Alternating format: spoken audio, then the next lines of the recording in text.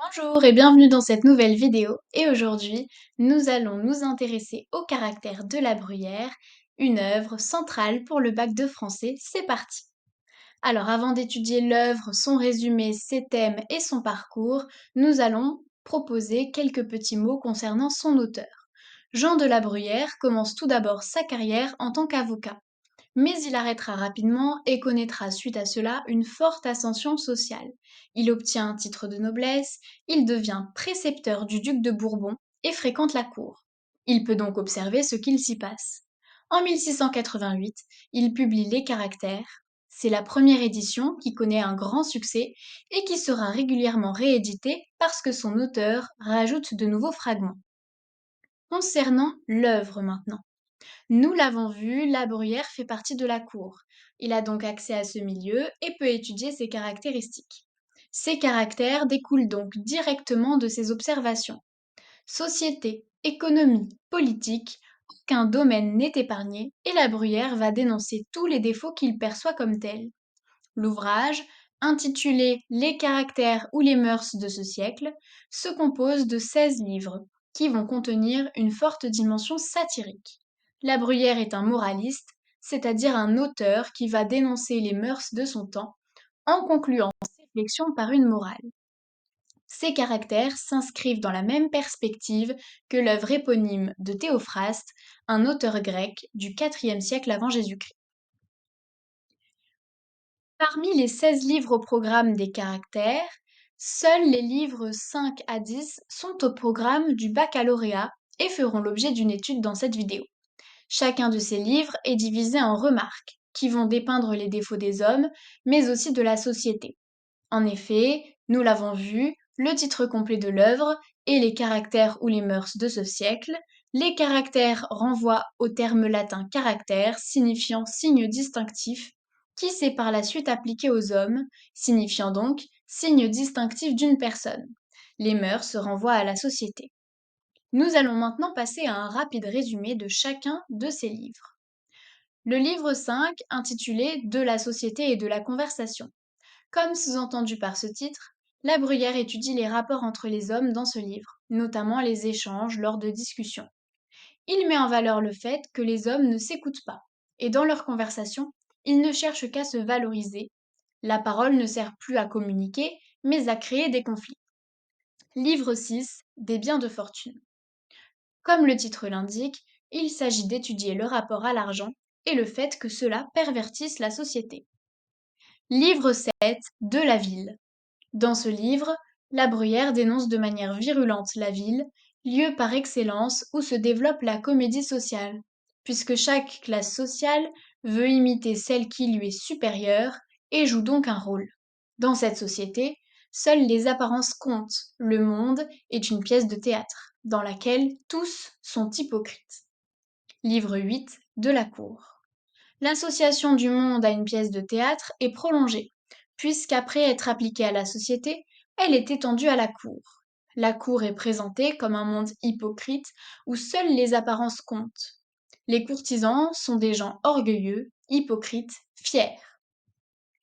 Livre 9, Des grands. Les grands sont les hommes qui proviennent de familles ayant du pouvoir. Ils ont une nette impression de supériorité sur les autres qui, impressionnés, se soumettent à leur autorité. Livre 10, Du souverain ou de la République. Dans ce livre qui parle de Louis XIV, La Bruyère critique le pouvoir mené par le souverain, notamment en ce qui concerne la politique militaire. Il conclut en prodiguant des conseils. Nous allons maintenant nous intéresser aux thématiques abordées. La première, c'est celle du Theatrum Mundi, c'est-à-dire, en traduction française, le théâtre du monde. Cette expression signifie que la vie en société ressemble à une pièce de théâtre. En d'autres termes, les hommes jouent un rôle, sont hypocrites, le monde est plein de faux semblants, puisque chacun incarne un personnage qu'il crée à sa convenance en masquant ses véritables sentiments.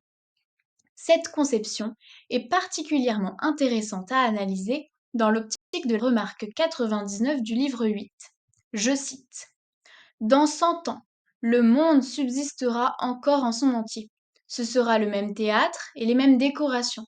Ce ne seront plus les mêmes acteurs. Tout ce qui se réjouit sur une grâce reçue, ou ce qui s'attriste et se désespère sur un refus, tous auront disparu de dessus la scène. Il s'avance déjà sur le théâtre d'autres hommes qui vont jouer dans une même pièce les mêmes rôles. Ils s'évanouiront à leur tour, et ceux qui ne sont pas encore, un jour ne seront plus. De nouveaux acteurs ont pris leur place. Nous allons maintenant étudier la thématique de la société au XVIIe siècle. Les portraits de La Bruyère sont inspirés des hommes qu'il côtoie au sein de la cour, ou qu'il a pu côtoyer avant d'intégrer ce milieu. Il va, dans ses remarques, mettre en valeur les défauts, les mauvais comportements qui caractérisent la société du XVIIe siècle. Il va pointer du doigt l'hypocrisie, l'intérêt pour l'argent, le mépris des pauvres, mais aussi le concentré de vices que rassemble la cour et la ville, qui crée une séparation entre les classes sociales qui ne valorise pas la vertu ni le mérite, mais l'argent. La Bruyère va également dénoncer le pouvoir du roi, qui gère très mal les guerres, qui sévissent, qui sert ses propres intérêts et qui agit comme un tyran. Enfin, la dernière thématique est celle de l'honnête homme.